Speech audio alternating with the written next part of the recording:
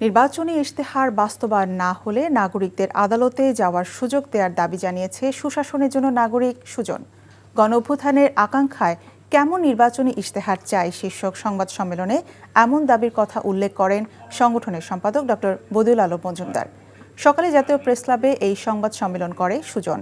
এ সময় নির্বাচনী ইশতেহার কেমন হতে পারে সেই বিষয়ে 15 দফা সুপারিশ তুলে ধরা হয়। জুলাই সনদ বাস্তবায়নের বিষয়ে রাজনৈতিক দলগুলো হ্যাঁ বা না কোনটার পক্ষ নেবে তা তাদের নির্বাচনী ইশতেহারে স্পষ্ট করার আহ্বানও জানানো হয় এই সংবাদ সম্মেলনে।